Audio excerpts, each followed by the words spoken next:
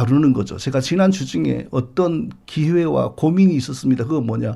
왜 성도들에게, 예수 믿는 성도들에게 구원에 대한 확신을 다르게 말하면 최종적 승리에 대한 확신, 왜 그게 없는 분들이 이렇게 많을까? 왜 또 그리고 어떤 목회자들은 그것을 가지고 있는 성도를 향하여 좀 건방지게 보는 경우도 있어요. 그래서 이 주제를 한번 다루어 보고자 했습니다. 자, 기독교 신앙이 말하는 최후의 승리 무슨 뜻인가요? 예수님 믿고 죄 용서 받고 구원받은 성도는 반드시 훗날 죽음과 함께 영원한 천국에 들어가서 영원히 안식을 누리게 된다. 이 확신, 내가 지금 인간적으로는 여전히 부족하죠. 여전히 내 속에 죄가 남아있죠. 여전히 막 참 하나님 앞에 사람 앞에서 부끄러운 것 많죠. 그럼에도 불구하고 내가 예수 그리스도를 믿고 죄 용서 받았고 하나님의 자녀가 된 이상 지금 죽어도 영원히 영원한 천국에 들어가서 영원히 하나님과 복락을 누리게 된다.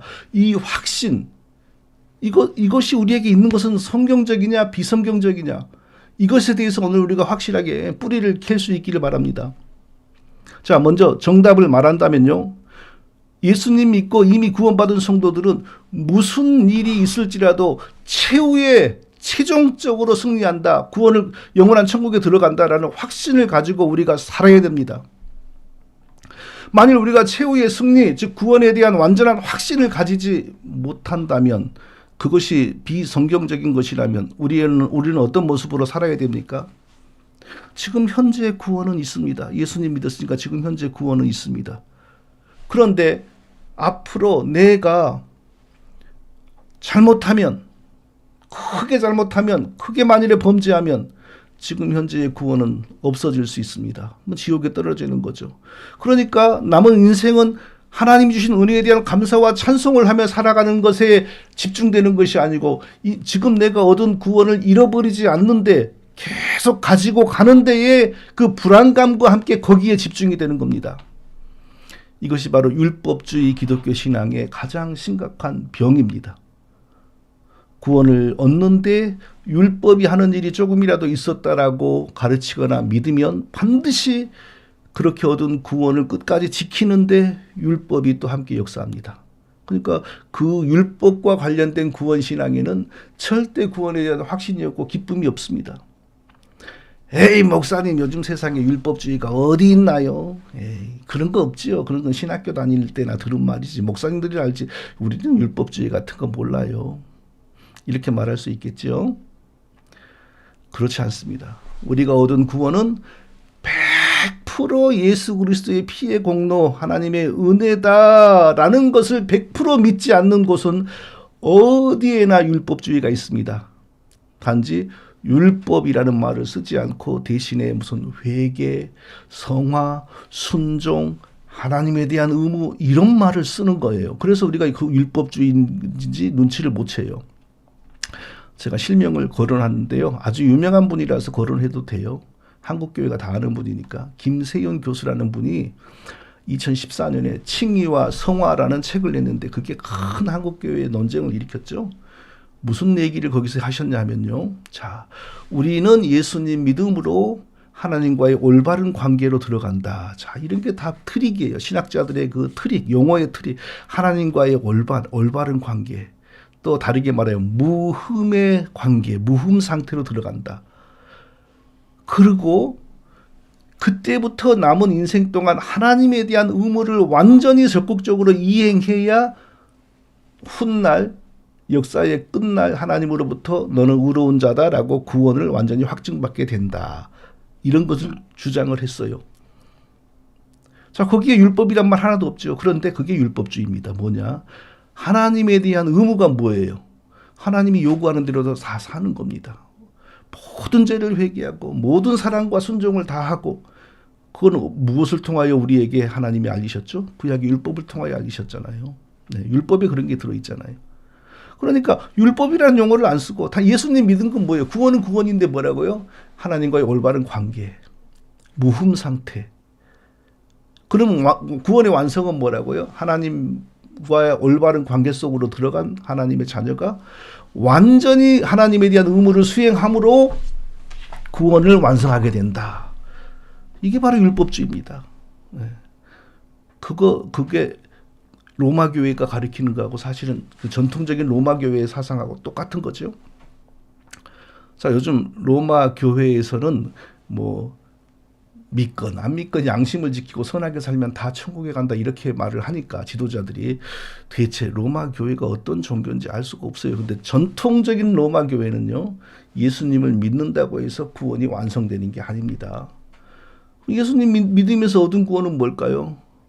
표현이 다른 거예요. 하나님과의 올바른 관계, 구원의 시작, 다 그런 걸 의미해요. 그러면 구원의 완성은요, 그때부터 하나님의 자녀로서 하나님과의 하나님이 좋은 관계를 만들어준 백성으로서 완전히 선을 행하고 순종하고 회개를 다해야 돼요. 그걸 다르게 말하면요, 완전히 율법 준수를 해야 돼요. 율법이 이루어져야 돼요. 그런 종교를 가지고 있는 사람들에게 예수 믿었다고 해서 지금 구원에 대한 확신이 있을 수 있습니까? 없습니다. 가져서는 안 돼요. 내일 어떻게 될지 모르잖아요. 내가 내일 무슨 짓을 할지 모르잖아요. 그래서 로마 교회는 그 로마 교회 신자들이 내 예수 믿고 완전한 구원을 얻었습니다라고 확신하고 기뻐하며 무엄하다 이랬습니다. 로마 교회 그 구원 신학은 어디에서 시작이 되었을까요? 400년대의 이단 신학자 펠라기우스에게서 시작이 되었습니다. 펠라기우스라는 그 이단 신학자는 하나님이 인간을 죽음과 함께 창조했는데 중립적으로 창조했다. 죽음과 함께 중립적으로 창조했다. 이 말은 인간이 자기 의지로 하나님을 선택하고 하나님이 하라는 대로 열심히 협력을 하면 자기를 구원하는 것이고, 자기 의지로 하나님이 하라는 걸 안 하고 하나님을 택하지 않으면 영원한 죽음에 떨어진다. 이게 바로 하나님이 인간을 중립적인 상태로 창조했다. 자, 그러면 하나님이 자기 의지로, 자유의지로 하나님을 선택하고 하나님이 하라는 걸 다 한다. 그것을 다르게 말하면요, 율법 준수입니다. 율법이 하라는 걸 다 하면. 표현을 율법이란 말을 안 쓰니까 에이 요즘에 율법주의가 어디가 있어요, 이런 말이 나오는 거예요. 그러나 새 아래 새 것은 없습니다. 용어가 달라지는 겁니다. 그 펠라기우스의 율법주의가 어디로 갔다고요? 조금 뒤에 그것이 좀 약화된 세미 펠라기우스, 한국말로 반 펠라기우스가 등장했는데 그게 로마 교회 신학이 된 거예요. 그래서 로마 교회는 펠라기우스 신학이 위에 서 있는 거고, 로마 교회 펠라기우스 신학을 거부하고 종교개혁자들이 나와서 프로테스탄트 개신교를 만들었잖아요. 그러니까 개신교에는 그런 율법주의가 하나도 없어야 정상이에요. 그런데 개신교 속에도 또 얼마 지나지 않아 율법주의가 생겼습니다. 알미니안주의라고 하는 것이 생겼죠. 알미니안이 무엇을 가리킵니까? 펠라기안하고 똑같아요. 하나님은 인간을 죽음 안에서 창조했고, 그리고 가만 놔두면 인간은 죽어요.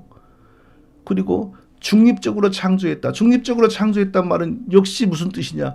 인간이 스스로 하나님을 선택하고 하나님께 순종하면 구원을 받는 거고, 인간이 스스로 하나님을 선택하지 않고 하나님이 하라는 것을 안 하면 영원히 죽는 거다. 이게 중립적 창조라는 말의 의미입니다. 펠라기우스하고 똑같은 거죠. 자, 알미니안주의, 여기까지는 우리가 다 아는 내용이에요. 그런데 우리가 정말 몰랐던 것이 알미니안주의 속에 들어있는 것을 최근에 저는 알았어요. 신학교에서 이런 걸 못 배웠어요. 자, 하나님이 율법을 완전하게 지키는 자들에게 구원을 주신다는 게 하나님의 구원 공식인데, 문제는 하나님이 하라고 하는 일을 다 완전하게 하는 사람은 없습니다. 그래서 하나님은 공경에 처하셨습니다. 왜? 사람에게 구원을 주기 위한 자기의 구원 공식은 이렇게 분명히 높게 설정이 되어 있는데, 그 어떤 인간도 그 수준에 이르지 못하여 다 죽어가고 있단 말이에요. 그래서 하나님이 공경에 처하셨는데, 하나님이 이 공경을 어떻게 타개하셨냐? 예수 그리스도를 보내서 예수 그리스도가 홀로 율법을 지키라는 하나님의 요구를 완전하게 준수하고 순종을 하신 겁니다. 그래서 예수 그리스도를 통하여 하나님의 공의가, 하나님의 율법에 대한 하나님의 공의가 만족이 되었습니다. 예수님을 통하여 만족이 됐으니까 그 뒤로 구원의 공식이 어떻게 달라지냐? 예수님을 믿으면, 죄인이 예수님을 믿으면 율법 준수를 못할지라도 율법을 다 지킨 것으로 인정을 한다. 그리고 예수님을 믿으면서 동시에 순종하려고 하는 자세만 가지면 구원을 주기로 한다. 이렇게 구원의 공식이 달라졌다. 성도 여러분, 이거 들어보셨어요? 이게 원래 웨스트민스터 신앙 고백에, 우리 장로교회가 그렇게 강조하는 웨스트민스터 신앙 고백에 있는 내용인데, 저는 그걸 볼 때마다 이건 성경이 가르치는 내용이 아닌데 왜 이런 것을 여기 썼을까라고만 궁금하게 생각했어요. 그런데 알고 보니 그게 원래 알미니안 그 이단들이 가르쳤던 내용이더라고요. 자, 아무도 율법을 못 지키니까 예수님이 오셔서 대신 율법을 완전히 지키셔서 구원의 자격을 만들어 놓고, 예수님을 믿는 사람, 그리고 하나님께 순종하려고 하는 자세를 가진 사람들에게는 율법 준수를 요구하지 않고 구원을 준다. 이게 바로 알미니안 이단들이 가르친 것이고, 그 영향을 받은 청교도들이 가르친 것이고, 그래서 청교도들 시대에 만들어진 웨스트민스터 신앙 고백에 그런 내용이 들어와 있는 겁니다. 예. 자, 이런 신앙을 가지고 있는 사람들에게는 구원에 대한 확신이 없어요. 범죄하여 구원을 잃어버린 백성에게 하나님께서 자기 몸으로 대신 죄값을 갚아주시고 구원을 주셨다라고 하는 성경적인 신앙에서는 예수 믿고 죄 용서 받음으로 영원한 천국이 보장된다는 구원의 확신이 있는데, 율법을 지켜서 구원을 만들어내지 못한 인간을 위하여 하나님이 사람이 되어 대신 율법을 지켜서 만들어내신 구원을 받았다라고 하는 신앙을 가르치는데, 거기에는 구원의 확신이 없습니다. 왜? 예수님이 대신 율법을 지켰을지라도 구원받은 나에게 이제 구원받은 사람으로서, 하나님의 자녀로서의 지켜야 될 율법 준수의 의무가 또 남아있거든요. 그러면 여전히 그 다양한 평은 있지 않습니까? 완전히 사랑을 실천하지 못하고, 완전히 회개를 못하고, 완전히 선행을 행하지 못하면 구원이 완성되지 못하는 것. 또 다르게 말하면 하나님에 대한 의무를 다 이행하지 못하면 구원이 완성되지 않는 것. 거기에 떨어지는 거예요. 제가 성도님들에게 한 가지 숙제를 드릴게요. 성도님들께서 한번 그 청교도 목회하는 교회 예배에 참석해 보세요. 그리고 거기서 부르는 찬송을 유심히 보고 저한테 말해 보세요. 그 청교도 목회하는 교회 신자들이 부르지만 사실은 목회자가 정한 거잖아요. 그 찬송 속에 하나님이 그리스도를 통하여 이미 완전하게 주신 구원에 대하여 감사하고 찬송하는 그런 찬송이 얼마나 되는지 보세요. 물론 우리하고 똑같은 찬송가를 쓰면 그런 것이 있겠지요. 그런데 그들이 특별히 사랑하는 무슨 시편 찬송, 무슨 십계명 찬송 이런 데 보면 대부분의 내용들이 하나님께 완전한 구원을 달라고 강구하는 내용입니다.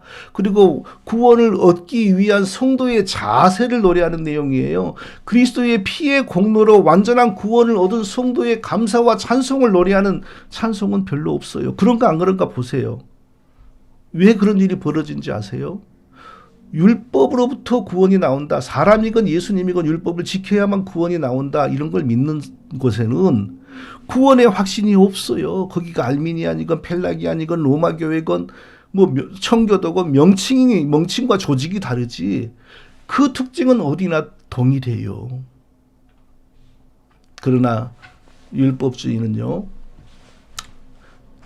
영혼들을 통제하고 단속하기에는 최고로 좋습니다.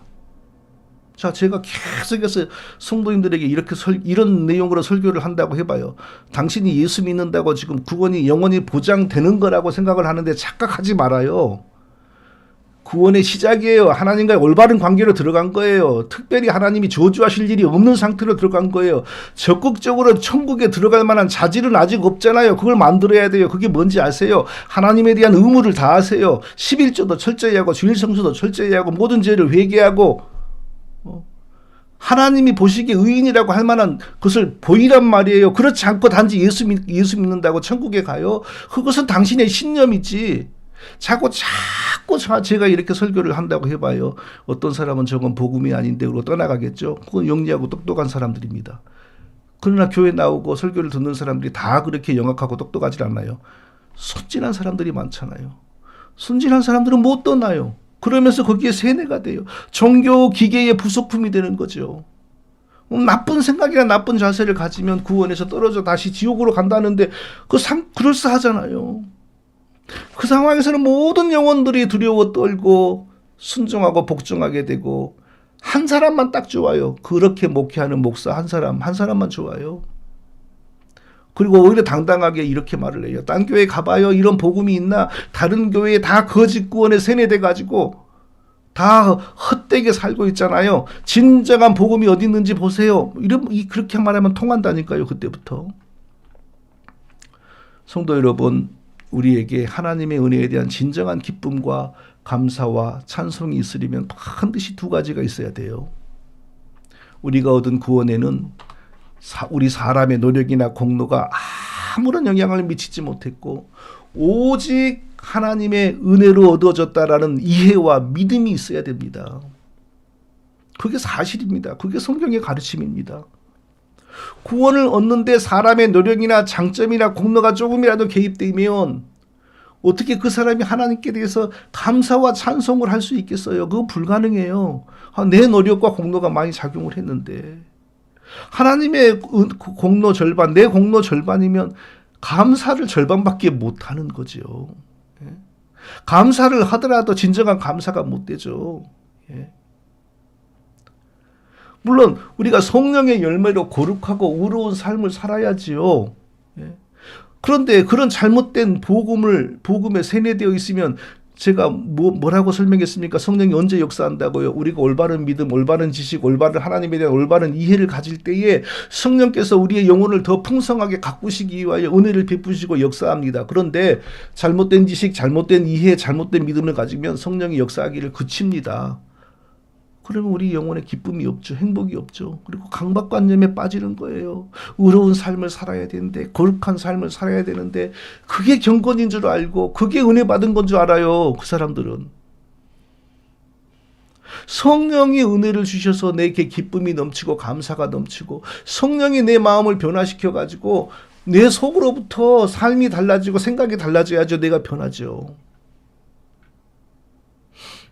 자, 성경은 우리가 구원에 이르기까지 하나님이 어떤 은혜를 주셨다고 가르칩니까? 먼저 하나님이 우리를 택하여 주셨습니다. 택하여 주신 은혜가 없이는 우리가 뭘 할 수 있습니까? 아무것도 못합니다. 택하여 주신 나를 대신하여 죽으신 예수님의 십자가의 복음이 들려지게 하는 은혜를 그 다음에 또 주셨지요. 그리스도의 복음을 들려지게 해주지 않으면 누군가가 하나님이 시켜서 내게 예수님의 십자가 복음을 전해주지 않으면 내가 어떻게 믿겠어요? 그 복음이 내 귀에 들려져도 내 죽은 영혼은 그 복음을 믿어서 살아나야 한다는 생각도 못해요. 그래서 성령이 내 영혼을 살리면서 그 복음을 믿게 하시는 은혜를 또 주십니다. 내가 성령이 내 영혼을 살려서 믿게 하시는 순간 내가 그 복음을 믿으니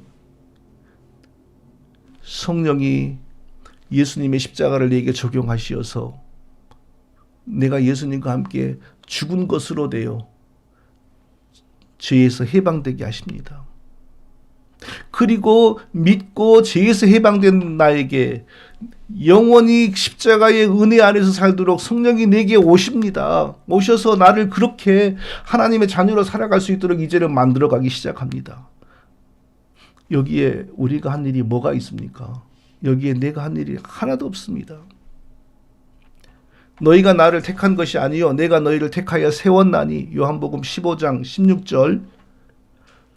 하나님이 우리를 택하셨지요. 예수 믿고 구원받도록 하나님이 우리를 택하셨지요. 우리가 언제 하나님을 택했습니까? 이방인들이 듣고 기뻐하여 하나님의 말씀을 찬송하며 영생을 주시기로 작정된 자는 다 믿더라. 사도행전 13장 48절. 그리스도의 십자가의 복음, 예수님이 우리의 죄를 대신 짊어지고 죽으셨다는 그 복음이 내 귀에 들려와도 하나님이 성령이 내 영혼을 살려주시면서 믿도록 은혜 주시지 않으면 아무도 예수 믿고 살아나지 않습니다. 1000명이 모여있는 자리에 성령이 역사하지 않으면 1000명 다 그 복음을 믿는 일이 없습니다. 내가 그들에게 영생을 주노니 영원히 멸망하지 아니할 것이요 또 그들을 내 손에서 빼앗을 자가 없느니라. 요한복음 10장 28절. 창조주이신 그리스도께서 우리를 자기 손으로 붙드시고 계세요. 자기 피로 구원해낸 우리를 예수님께서 붙들고 계세요. 창조주이신 예수 그리스도에게서 우리를 빼앗아갈 세력이 어디 있습니까? 우주군, 나는 그게 뭔지 모르겠는데, 트럼프 대통령이 현정 시절에 우주군을 만들었다 그래요. 나는 그 우주군이 로켓이나 인공위성 타고 다니면서 싸움하는 줄 알았는데, 쉽게 말하면 인터넷 그런 거 하는 군대인 것 같아요. 이 세상에 무슨 어떤 군대가 와도 창조주이신 예수 그리스도의 손에 붙들려 있는 우리를 뺏어가지 못해요. 그러니까 우리의 구원은 영원한 겁니다. 싸구려 말 같지만 한 번 구원은 영원한 구원이에요. 그건 진리입니다. 그들을 주신 내 아버지는 만물보다 크심에 아무도 아버지 손에서 빼앗을 수 없느니라. 요한복음 10장 29절. 그리스도께서 그냥 아무나 골라서 자기 마음대로 우리를 구원해낸 것이 아니고 아버지께서 택하신 자들을 구원하라고 아버지께서 우리를 그리스도에게 맡기신 겁니다. 그래서 그리스도께서 아버지의 택하신 우리를 위하여 피 흘려서 우리를 구원한 겁니다. 그런데 그리스도도 강하시고 능력이 있으시지만 아버지는 또 오죽 강하시고 능력이 있습니까? 아무도 아버지의 손에서 우리를 빼앗아갈 수 없다. 그리스도의 손에서도 우리를 빼앗을 수 없고 성부 아버지의 손에서도 우리를 빼앗아갈 수 없어요. 그럼 마귀가 우리를 어떻게 할 수 있나요? 못하는 겁니다. 그 안에서 너희도 진리의 말씀 곧 너희의 구원의 복음을 듣고 그 안에서 또한 믿어 약속의 성령으로 인치심을 받았으니 에베소서 1장 12절. 우리에게 복음을 주시어 구원을 주셨는데 그 구원이 영원히 흔들리지 않도록 인을 치셨다. 놀라운, 대체 우리의 공로가 어디 있습니까? 이런 은혜를 받고도 우리가 감사하고 찬송하지 않으면 우리가 정상적인 성도인가요? 이런 은혜를 받았는데 우리 구원이 흔들린다고요? 우리가 최후의 최종적 승리를 얻지 못한다고요? 그렇게 가르치는 모든 사람들은 거짓 선생들입니다. 내가 누구에게나 육신은 한번 죽는 겁니다. 병으로 죽건 사고로 죽건 늙어서 죽건 누구에게나 죽음이 옵니다. 그러나 죽음과 함께 영원한 천국에서 영원한 복락을 누리고 살게 된다는 이 확신, 이 믿음이 우리에게 있으니 이 얼마나 위대한 일입니까? 다시 정리해 볼게요. 창조주 하나님, 성부 하나님께서 아담과 함께 타락하여 죽은 많은 인간들 가운데 소수의 사람들, 우리를 자기 백성으로 택했습니다. 우리를 살려내기 위하여 하나님이 친히 우리의 죄값을 갚을 수 있는 사람이 되셨습니다. 우리와 같은 몸과 영혼을 가지고 피를 가진 사람으로 오신 하나님께서 우리의 죄를 대신 지시고 십자가에 달려 속죄의 피를 흘리고 죽으셨습니다. 그리고 하나님이 택하신 자들에게 하나님이 사람이 되어 흘리신 속죄의 피의 능력을 전했습니다. 복음을 전했습니다. 택하신 자들에게 그 복음이 전해질 때 성령께서 그 택하신 자의 영혼을 살려주시고 또 마음에 은혜를 부어주시며 그 복음을 믿게 하셨습니다. 그리스도가 나를 대신하여 죽으셨다는 그 복음을 믿는 순간 나도 전혀 그런 적이 없지만 나도 내 죄 때문에 그리스도와 함께 십자가에 못 박혀 저주받고 하나님의 심판을 받고 죽은 것으로 간주되고 그리스도가 부활하실 때 나도 새 사람, 죄 없는 하나님의 자녀로 다시 새롭게 태어난 것으로 인정이 됩니다. 그리고 택하심을 받고 그리스도를 믿고 하나님의 백성이 된 사람의 구원이 영원히 흔들리지 않도록 하나님이 인을 쳤습니다. 그러니 우리는 마땅히 하나님께 감사할 것밖에 없고, 그리고 내가 지금 죽어도 영원한 천국에서 하나님과 함께 영원히 복락을 누리고 산다라는 확신을 가지고 사는 것은 너무나 당연한 겁니다. 자, 하나님이 우리에게 인을 쳤습니다. 하나님이 우리에게 인을 쳤어요. 그러면 영원히 하나님의 것이죠. 하나님이 우리에게 인을 쳐서 우리의 구원이 영원하도록 보장을 하셨는데 그 인을 어떤 식으로 쳤다고요? 구원받은 자들에게 성령을 주심으로 인을 치신 거예요. 성령이 우리에게 오신 것이 하나님의 인을 받은 겁니다. 성령을 받은 것을 가볍게 생각하면 안 돼요. 성령을 받은 것은 보통 일이 아니에요. 성령은 삼위일체 하나님의 한 인격입니다. 쉽게 말하면 하나님 그분이에요. 아무도 성령을 못 이겨요. 성령을 이상하게 빈약하게 생각하는 사람들, 성령 그러면 랄랄랄라 오여서 샌너리스 이는 거짓방언 생각하고, 성령 그러면 에 하고 쓰러지고, 성령 그러면 꿈을 꿨어요. 뭐 이런 것만 말하고, 이거 전부 이단들의 영향입니다. 성령을 그렇게 이해하면 안 돼요. 하나님 그분입니다. 하나님에게는 세 인격이 있는데 성부, 성자, 성령이죠. 성부, 성자, 성령은 서로 찢어지거나 떨어지지 않고 언또 동시에 하나로 합쳐지지 않습니다. 하나님의 삼위일체의 신비죠. 이 세상에는 그런 물질이 없어요. 셋으로 독립되어 있는데 찢어지지가 않는다. 서로 분리되지 않는다. 이 세상에는 그런 물질이 없어요. 그래서 삼위일체의 신비는 우리가 이성적으로 이해가 안 되는 거예요. 또 성령은 하나로 합해지지가 않아요. 하나로 섞여지지가 않아요. 세 인격이신데 항상 한 하나님입니다. 이런 신비를 가진 물질은 이 세상에 없습니다. 그래서 이건 이 세상에 그 무엇으로 비유하거나 유추할 수가 없습니다. 한국의 감리교회 그 어떤 유명한 목사님이, 김홍도 목사님이란 분이 어떤 이단 사역자 최삼경이라고 하는 분에게 개인적으로 감정이 있었어요. 그래서 그 최삼경이라고 하는 사람을 곤경에 처하게 하겠다고 너는 삼위일체 이단이야 하면서 자기 삼위일체론을 신문에 올렸어요. 근데 뭐라고 올렸냐? 추운 날에는 얼음이 되고, 날씨가 풀리는 봄에는 물이 되고, 뜨거운 여름에는 수증기가 되는 게 바로 삼위일체의 원리야. 이렇게 설명을 했어요. 그게 바로 이단 사상입니다.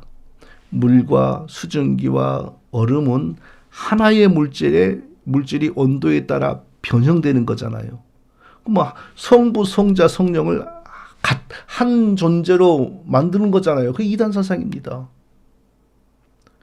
또 어떤 분은 집에 가면 아버지이고, 학교에 가면 선생님이고, 교회에 가면은 목사인 사람, 그게 바로 삼위일체야. 그것도 삼위일체에 대한, 좀 미안한 말이지만 이단 사상입니다. 한 존재가 자꾸 변신한다는 거잖아요. 삼위일체의 신비는 우리가 다 이해할 수 없어요. 그런데 기본적으로 서로 분리되지 않은 세 인격, 서로 합해지고 뭉개지지 않는 한 하나님, 하나의 인격. 그런데 성부, 성자, 성령 사이는 높고 낮음, 권능에 크고 작음이 없어요. 다 같은 하나님이에요. 이게 삼위일체의 신비입니다. 그러므로 우리에게 하나님이 우리의 구원의 영원함을 보증하기 위하여 성령으로 인치셨다라는 사실을 절대 가벼이 여기면 안 돼요. 하나님이 부리시는 어떤 힘이나 하나님이 부리시는 어떤 에너지가 온 게 아니고 하나님 그분이 오신 거예요. 죽은 자들 가운데서 우리를 택하신 성부 하나님과 동등하신 분, 성부 하나님이 택한 자들을 구원하기 위하여 몸과 영혼을 가진 사람의 몸을 가져서 자기의 몸으로 가져서 우리의 죄를 대신 지시고 십자가에 피 흘려 죽으신 성자 하나님과 동등하신 분, 바로 그분이 성령입니다. 그렇게 존귀하신, 정말로 말로 표현할 수 없는 존귀하신 성령 하나님이 우리에게 오셨어요. 왜? 성자 하나님이 우리를 구원하기 위하여 사람의 몸을 가지시고 우리의 죄를 대신 지시고 십자가에 달려 피 흘리고 죽으신 그 십자가의 속죄를 우리에게 적용시키는 분이 되시기 위하여 우리 몸속으로, 우리의 마음속으로, 우리 영혼 속으로 오신 것입니다. 우리가 성령을 받았다는 게 이렇게 중요한 거예요. 성령 그러면 거짓방언 생각하고, 성령 그러면 쓰러지고, 이건 이단들에게서 받은 이미지입니다. 성령이 지금 나에게 오심으로 말미암아 2000년 전에 십자가에서 피 흘리시고 죽으신 예수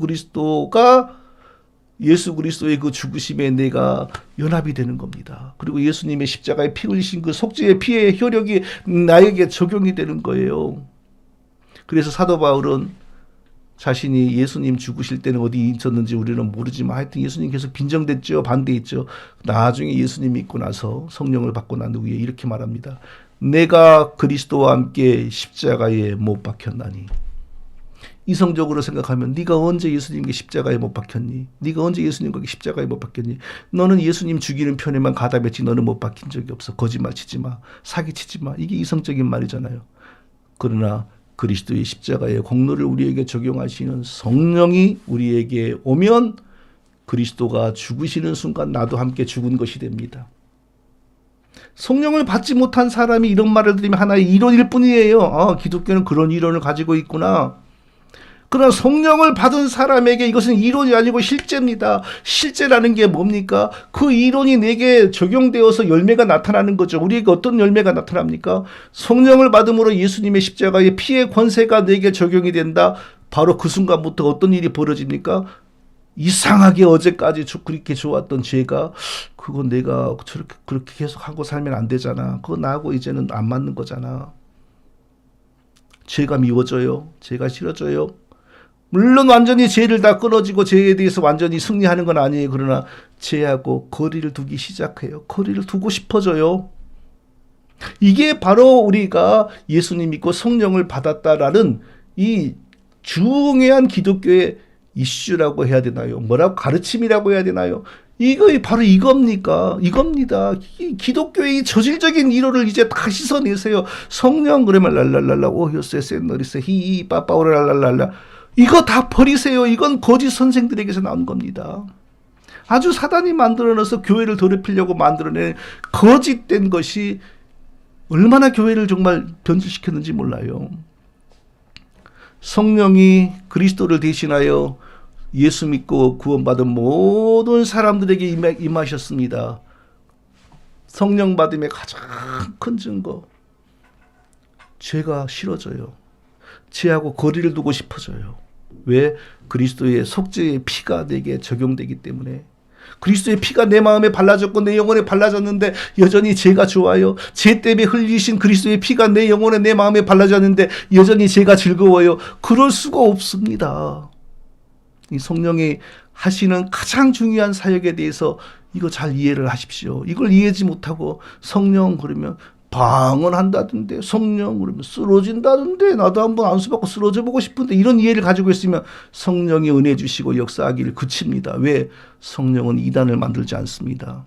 성령은 이단을 키우지 않습니다.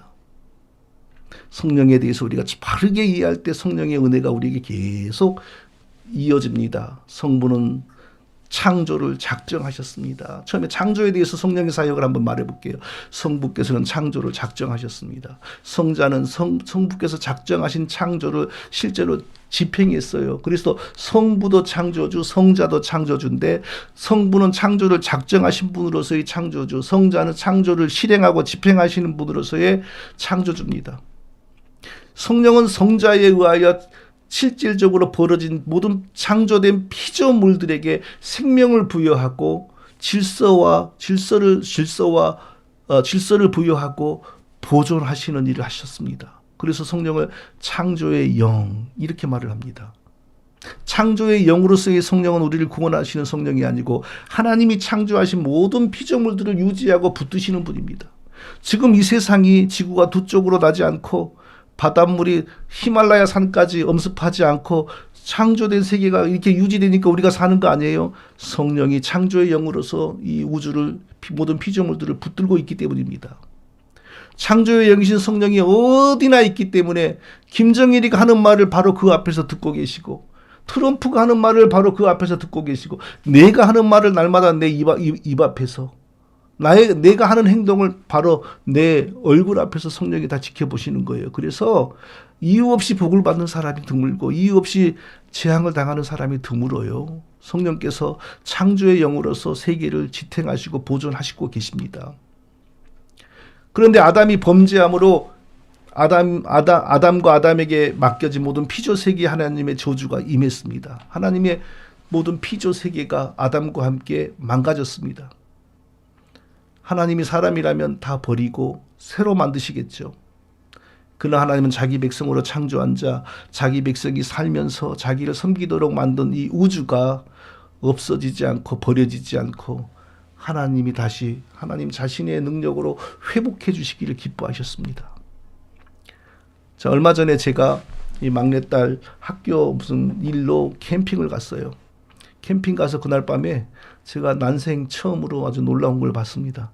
내가 그날 밤 그것을 보지 않으면 내 평생에 그것도 보지 못하고 죽었을 겁니다. 그것은 제가 난생 처음 은하수라고 하는 걸 보았다는 겁니다. 나는 뭐 은하수가 뭔지 진짜 몰랐어요. 말로만 들었지. 정말 하늘 이쪽에서 저쪽까지 거대하고 길쭉한 이 구름의 무더기들이 있더만요. 그게 보이더라고요, 그날. 그게 은하수. 푸른 하늘 은하수, 뭐 하얀 쪽배에 옛날 사람들이 저래서 그런 노래를 만들었구나 하는 생각이 들었습니다. 은하수 안에 이 지구는 들었나 안 들었나 궁금했어요. 들었을 것 같아갖고 검색해 보니까 지구도 그 속에 들었더만요. 은하수가 얼마나 큽니까? 그런데 이 은하수 또 은하계 다 같은 말이더라고요. 영어로는 갤럭시, 우리가 쓰는 그 삼성 핸드폰 이름이 갤럭시잖아요. 이 갤럭시가 영어로 은하수고요. 한국말로 은하수. 예. 그런데 놀라운 것은요, 이 은하수가 우주에 이 은하수 하나만 있는 줄 알았는데, 이 갤럭시, 은하수라고 하는 것이 어떤 사람은 수천 개가 있다고 그러고 우주에 어떤 사람은 2조 개가 있다고 하더라고요. 그러니 이 하나님이 창조하신 이 우주의 크기를 우리가 가늠할 수 있습니까? 전혀 없습니다. 우리가 있는 이 은하수만 해도 이쪽에서 저쪽으로 가는데 얼마나 걸리는지 모릅니다. 그 거리는 광속, 빛이 가는 속도로 말을 하는데 보통 몇 년이라 그러더라? 1, 2년이 아닙니다. 빛이 가는 속도로 1, 2년이 아니에요. 몇십 년 그렇게 날아가요. 그럼 빛이 가는 속도로 몇십 년 동안 가는 거리라면 요즘 최고로 빨리 날아가는 마하 10, 마하 20의 미사일을 타도 가는 도중에 우리가 늙어 죽는 겁니다. 우리가 거기 그 빠르게 가는 물체 안에서 살 수도 없지만 살아난다고 해도 늙어 죽어요, 가다가. 이 위대한 우주를 하나님이 왜 만드셨습니까? 지구를 위하여 만든 겁니다. 지구는 왜 만드셨을까요? 자기 백성이 살면서 자기를 섬기는 아름다운 무대로 쓰라고 만드신 겁니다. 이게 진리입니다. 다만 믿지 않은 자들이 이것을 부정할 뿐입니다. 그러나 이것은 자기들이 안 믿을 뿐이지 이건 영원한 진리입니다. 이 아름답고 거대한 우주가 아담의 범죄로 인하여 다 악영향을 받았어요. 망가졌습니다. 큰 손상이 일어났어요. 하나님이 사람이라면 이 모든 걸 싹 쓸어버리고 또 어디엔가 새로운 우주와 은하계들을 만들고 또 지구 같은 거 만들 수 있죠. 그러나 하나님은 이것을 버리고 이 아담과 우리를 없애기를 기뻐하지 않았어요.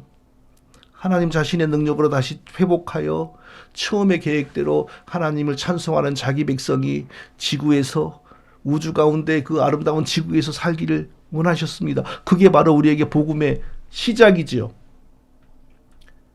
아담과 우리 사람과 이 우주를 다시 원상태로 회복시키려면 아담이 범죄한 그 죄가 해결이 돼야 돼요. 그러나 아담과 이 모든 피조물은 이미 죄로 인하여 더러워졌으므로 누구도 이 우주의 그 어떤 것도 이 죄 문제를 해결할 능력이 없습니다. 그래서 하나님께서는 친히 사람이 되어 그 죄를 해결하시기로 작정하셨습니다. 그게 우리에게 복음입니다. 우리를 다시 구원하시는 이를 위하여 삼위일체 하나님이 처음에 창조하실 때에 했던 것과 비슷한 방식으로 또 일어났어요. 성부 하나님은 죄로 인하여 죽은 모든 사람들 가운데 자기가 기뻐하는 자기 백성으로 소수의 사람들을 택하셨습니다. 성자 하나님은 성부께서 작정하신 대로 성부께서 택하신 사람들을 살려내기 위하여 사람의 몸과 영혼을 자기의 몸과 영혼으로 가지셨어요. 그리고 그 사람의 몸으로 오셔서 택하신 자들의 죄값을 대신 지고 십자가에 달려 죽으셨습니다. 그리고 성령께서는 죄와 사망의 법에 종속되어 버린 택하신 자녀들과 이 피조 세계를 다시 회복을 시킵니다. 어떻게? 그리스도의 십자가의 피를 적용하여 죄인을 죄에서 해방시키고 사망에 종속되어 있는 자들을 죽음에서 해방을 시키고 사람만 그렇게 택하신 자들만 회복을 시키는 것이 아니고 이 모든 피조물들까지도 다시 회복을 시킵니다. 그래서 요한말서에 보면은 피조 세계도 하나님의 아들을 나타날 것을 하나님의 아들이 나타나는 날을 기다린다고 하지 않습니까? 자, 이 성령을 우리가 이해를 할 때에 이게 가장 중요한 거예요. 우리를 다시 죽은 우리를 살려내시는 분, 어떤 식으로 그리스도의 십자가의 피를 우리에게 적용하여 살려내시는 분, 단순히 살려내기만 하는 것이 아니라 아담이 범죄하기 이전에 아담이 가졌던 그 하나님의 형상과 모양, 거룩함, 순전함을 다시 우리의 것으로 회복시켜 주시는 분, 그분이 성령입니다. 성령이 무엇을 가지고요? 그리스도의 피의 능력과 피의 권세를 우리에게 적용하심으로 보혜사 곧 아버지께서 내 이름으로 보내실 성령, 그가 너희에게 모든 것을 가르치시고 내가 너희에게 말한 모든 것을 생각나게 하시리라. 요한복음 14장 26절이죠. 보혜사는 원래 하나님이 자기 백성들과 함께 친히 거하실 때의 그 하나님의 이름이 보혜사입니다. 최초의 보혜사는 사람이 되어 자기 백성들 가운데 오신 예수님이 최초의 보혜사시죠. 그러나 예수님은 십자가에 달리고 이제 원래 계시던 하늘로 가십니다. 그러면 또 다른 보혜사가 있어야 되니까 내가 또 다른 보혜사를 너희에게 보내리니 내가 아버지께 구하겠으니 그가 또 다른 보혜사를 너희에게 주사 영원토록 너희와 함께 있게 하시리니. 요한복음 14장 16절이죠. 그 승천하신 첫째 보혜사 다음에 그 일을 하시기 위하여 오신 보혜사가 누군가요? 성령 하나님입니다. 성부께서 성령을 성자의 이름으로 우리에게 보내셨어요. 그것은 성자가 사람의 몸과 영혼을 가지시고 우리의 택하신 백성들의 죄를 짊어지고 대신 죽으신 그 공로, 그 십자가의 피의 효력을 우리에게 적용시키는 분으로 오셨다는 거예요. 자, 이것이 우리가 성령을 이해할 때 가장 중요한 겁니다. 성령을 받으면 가장 먼저 그래서 무슨 일이 벌어집니까? 죄를 없애고 죄를 이기는 십자가의 능력이 우리에게 적용이 되는 거예요. 그래서 성령을 받은 사람에게서는 죄에 대하여 생각이 달라지고 죄에 대해서 경계하게 되고 죄와 거리를 두고 싶은 마음이 일어나는 거예요. 그게 성령 받음의 증거예요. 무슨 성령을 받으면 방언을 하고 무슨 성령을 받으면 넘어집니까? 왜 넘어집니까? 왜 그 소리도 아니고 뜻도 없는 이상한 소리를 낄낄댑니까? 성령은 우리에게 그리스도가 십자가에서 흘리신 피를 가지고 오신 거예요. 그래서 성령이 우리에게 임하면 가장 먼저 즉각적으로 어떤 증상이 나타나냐? 이전에는 죄의 종이고 이전에는 사단의 종이었고 절대 스스로의 힘으로는 죄에서 벗어나지 못하고 사단에서 벗어나지 못할 사람이었는데 그게 우리의 옛사람이죠. 그 옛사람으로부터 우리가 벗어나고 해방되는 겁니다. 이것은 어느 학교에서 배울 수 있는 것이 아니고 이것은 어디 군대에 가서 훈련으로 되는 것이 아니에요. 그리스도의 십자가의 피를 우리에게 적용하는 성령으로만 가능합니다. 성령이 우리에게 오심으로 옛사람에게 벗어나 하나님의 의와 거룩을 기뻐하는 새 사람이 되기를 시작해요. 이것이 성령 받은 사람에 대하여 성경이 가르치는 가장 중요한 것이고 지난 2000년 동안 정통교회가 붙들었던 가장 중요한 성령에 대한 이해와 지식입니다. 그러므로 내가 교회를 30년 다니고 장로가 되었을지라도 내가 교회를 20년 다니고 권사가 되었을지라도 여전히 죄의 종, 사단의 종으로 살아가고 있고 옛사람 아담으로부터 물려받은 옛사람이 조금도 달라지지 않았다면 그 사람은 성령 받지 않은 사람입니다.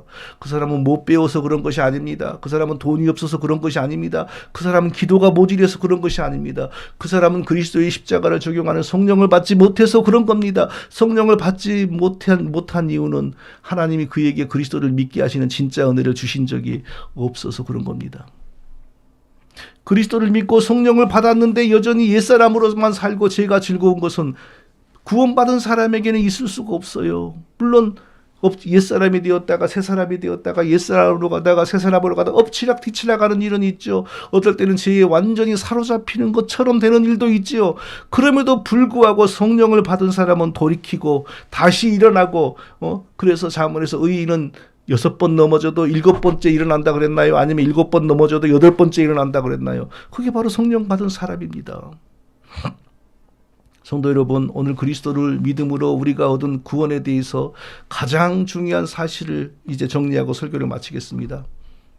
우리는 그리스도를 믿고 얻은 구원을 완전한 구원, 영원한 구원, 흔들림이 없는 구원, 내가 아무리 초라하고 내가 아무리 부족해도 내가 죽음과 함께 영원한 천국에 들어가 영원히 하나님과 더불어 복락을 누리게 만드는 구원이란 사실을 확실하게 우리가 믿어야 돼요. 로마 교회나 일부 개신교 교단의 어떤 목사들이 가르치는 것처럼 우리의 구원은 단지 완전한 구원으로 들어가기 위한 시작 단계일 뿐이다. 아닙니다. 우리가 그리스도를 믿음으로 얻은 구원은 이미 완전한 구원이요 영원한 구원입니다. 왜? 하나님이 우리를 구원하기 위하여 사람의 몸을 죄 없는 사람의 몸을 만드시고 죄 없는 사람의 그 몸과 영혼의 자기의 신성, 자기의 인격을 일치시킴으로 그 몸을 자기 몸으로 가지신 거예요. 자기 몸을 죽여서 우리의 죄를 용서하셨습니다. 그런데 그렇게 얻어진 구원을 마귀가 흔들어요? 누가 흔들어요, 감히? 아버지께서 붙들고 계시고 그리스도께서 붙들고 계시니 흔들림이 없습니다. 우리가 얻은 구원이 완전하고 최종적이고 영원한 구원이라는 사실을 부정하고 우리에게 이제 구원이 시작이 되었으니 하나님과의 올바른 관계로 들어갔으니 이제 하나님께 협력하고 순종하고 노력하여 너의 구원을 완성하라. 이거 전부 거짓부렁이고요. 그런 사람들에게는 공통점이 있어요. 어떤 공통점이냐? 출발부터가 틀려요. 어떤 출발? 아담에 대해서부터 거짓부렁을 해요. 하나님이 아담을 자기 백성으로 흙으로 만들었지만 자기 백성으로 자기의 생명과 유사한 생명을 영원히 누릴 자로 창조하셨다는 사실을 부정해요. 그리고 아담을 죽음과 함께 임시적으로 중립적으로 만들었고 아담에게 율법을 주면서 그 율법을 아담이 열심히 지키면 그 공로를 보시고 영생을 주시기로 했다. 이렇게 출발을 한단 말이에요. 그러니까 그 아담이 임시적인 상태에서 영원한 생명으로 들어가기 위해서 지켰어야 할 때 율법을 못 지켰다 그러면 그리스도의 십자가의 속죄는 있을 이유가 없잖아요. 그리스도의 십자가의 속죄가 없어지면 기독교에서 벗어나잖아요. 그러니까 아담이 선악과를 따먹은 죄에 대해서는 십자가가 필요하다. 그러나 완전한 구원에 들어가기 위해서는 여전히 율법 준수를 해야 된다. 그걸 못한 것을 그리스도가 대신했다. 이런 기독교를 만들어내는 겁니다. 그래서 그들은 십자가를 어떻게 가리킵니까? 아담의 중립적 창조를 얘기하는 모든 사람은 십자가는 단지 선악과를 먹은 나쁜 것에 대한 벌을 없애는 거고 나머지는 예수님이 아담 대신 율법 준수로 해결을 하셨다. 그러면 예수님의 율법 준수로 우리가 구원을 얻었으면 앞으로는 또 어떻게 살아가야 돼요? 그들은 뭐라고 말한지 아세요? 구원을 위한 율법 준수는 예수님이 대신했으나 하나님에 대한 의무로서 하나님 백성의 삶으로서 율법 준수는 여전히 우리가 해야 된다. 그거 보세요. 다시 율법으로 돌아가잖아요. 예수님 믿음으로써 구원은 이제 시작 단계이고 나머지는 율법 준수로 또 가는 거예요. 그것을 예를 들어서 하나님에 대한 의무 이행, 선행, 회개, 순종 이렇게 바꾸면은 감추어지는 거예요. 그게 바로 오늘날 아담이 중립적으로 창조되었네. 율법을 지켜서 구원을 받았어야 하네. 이런 신학을 가진 모든 사람들의 공통점인 것입니다. 사랑하는 성도 여러분, 우리는 구원의 확신을 가질 수 있습니다. 왜? 우리는 원래 구원을 가졌던 자들이고 우리는 교만하여 하나님 섬기기를 싫어하고 하나님을 스스로 하나님처럼 되려다가 범죄하여 하나님의 심판을 받고 구원을 잃어버리고 죽음에 떨어진 자들입니다. 그래서 우리가 다시 구원을 회복하는 데에는 재용서면 좋게요. 재용서가 절대적으로 필요해요. 우리가 율법을 지켜서 우리의 구원을 회복할 수 있는 것이 아닙니다. 우리의 죄를 없애주시는 은혜가 우리에게 다시 구원을 주시는 거예요. 그런데 우리는 우리 스스로 그 죄를 해결을 못하잖아요. 그래서 하나님께서 우리와 같은 죄 없는 몸과 영혼을 자기 몸으로 가지시고 그 몸으로 우리의 죄값을 갚으신 겁니다. 우리 죄인들이 받아야 될 모든 저주와 형벌과 매질과 모욕과 조롱과 침뱉음과 모든 것을 그 몸과 영혼으로 다 받으시고 우리의 죄에 대한 모든 형벌을 다 없애셨어요. 그래서 예수님 그 몸으로 그 피를 흘리고 맞고 죽어가시면서 마지막에 다 이루었다 라고 하시면서 죽으신 것입니다. 성도 여러분, 성자 하나님이 우리의 죄값을 갚으시기 위하여 우리와 같은 몸과 영혼을 가지고 오셔서 그 몸과 영혼으로 우리가 받아야 될 모든 저주와 형벌을 받고 죽으셨으므로 우리에게 남아있는 게 없어요. 우리가 구원을 지키기 위해 율법을 지켜야 된다, 사랑을 해야 된다, 선행을 해야 된다, 회개를 완전하게 해야 된다, 이런 건 없어요. 우리가 그거 못해가지고 구원을 잃은 적이 없어요. 우리가 구원을 잃어버린 건 하나님께 범죄하여 구원을 잃었고, 그 하나님께 범죄한 것을 해결하기 위하여 하나님 자신이 우리와 같은 몸으로 오셔서 우리의 죄를 갚으신 겁니다. 그러므로 처음 예수 믿고 얻어진 구원은 뭔가를 더 해야 될 구원이 아니고 완전한 구원, 확실한 구원입니다. 그래서 오늘 본문에 처음부터 하나님은 그 계획으로 그리스도를 보내셔서 그리스도를 우리가 믿게 하심으로 우리에게 그 구원을 주신 거예요. 그래서 오늘 본문에서 사도 바울이 뭐라 그럽니까?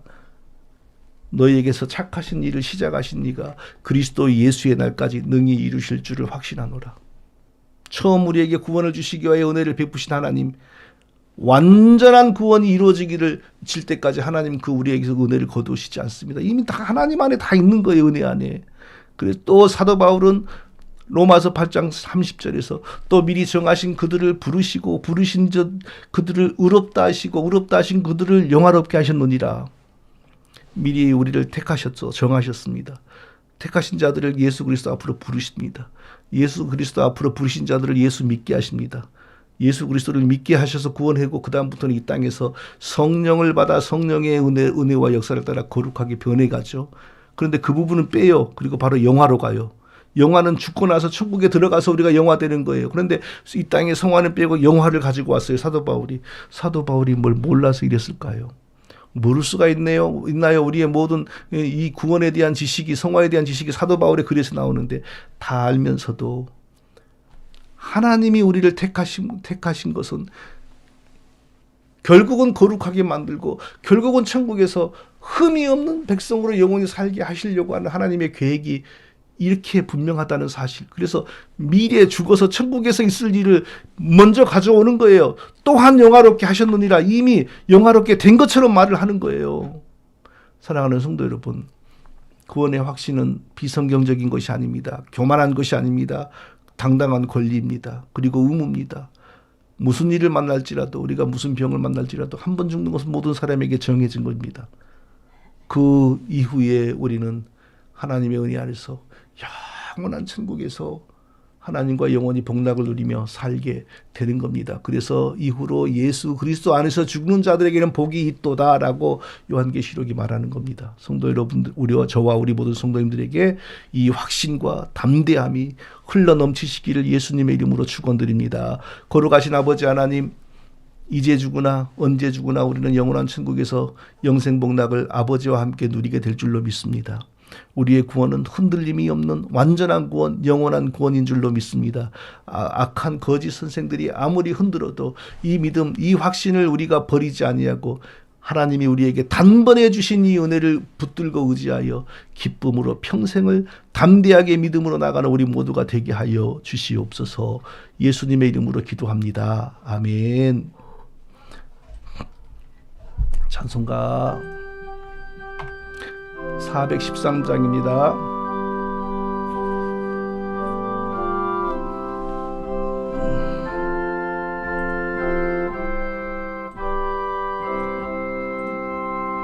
내 평생에 가는 길 순탄해도 늘 강 같은지 풍파로 무섭고 어렵든지 내 영혼은 늘 편하다. 내 영혼 평안해. 내 영혼 평안해. 저 마귀는 구르를 삼키려고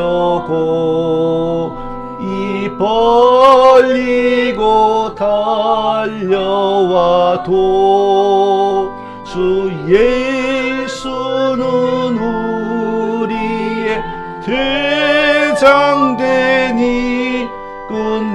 싸워서 이기리라. 내 영혼 평안해.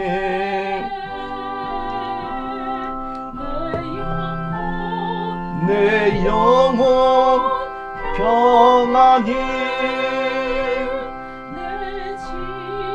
언제 주홍빛 같더라도 주 예수께 달래며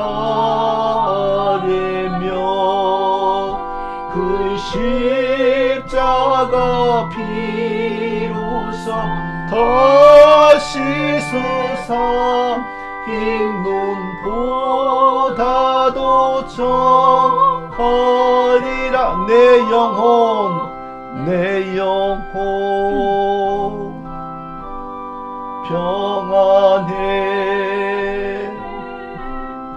내 영혼 평안해. 저공 중에 구름이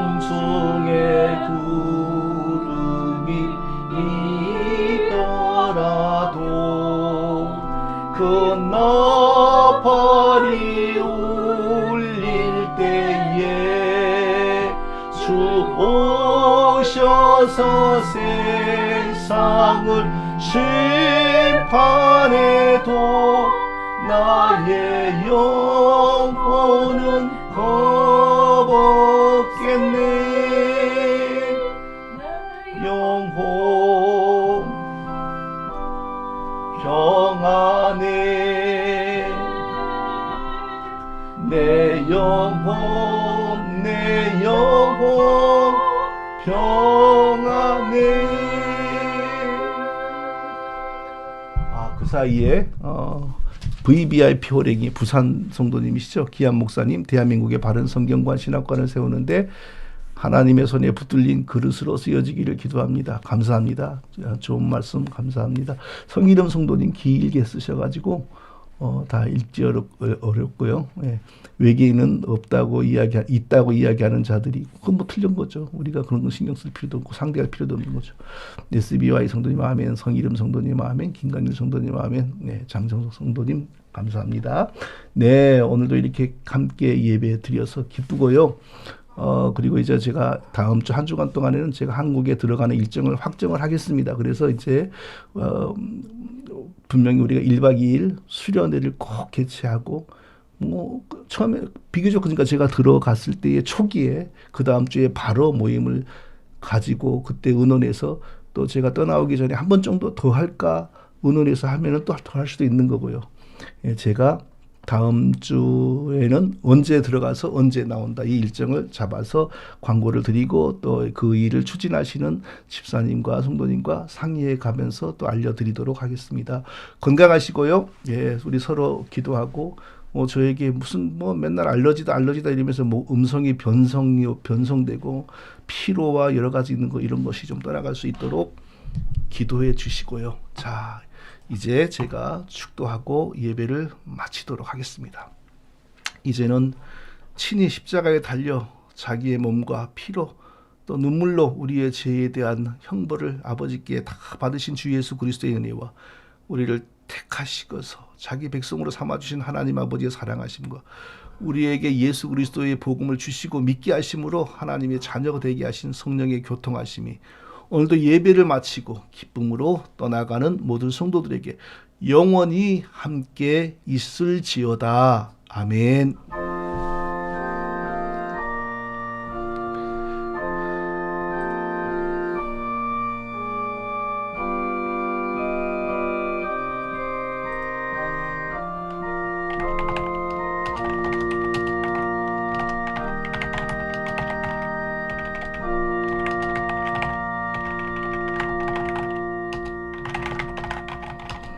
자, 우리 또 서로 인사 나누고 또 우리 삶으로 가정으로 돌아가도록 하겠습니다. 이 한 주간 건강하시고 평안하시고 또 다음 주에 이 정해진 시간에 기쁨으로 만날 수 있기를 바랍니다.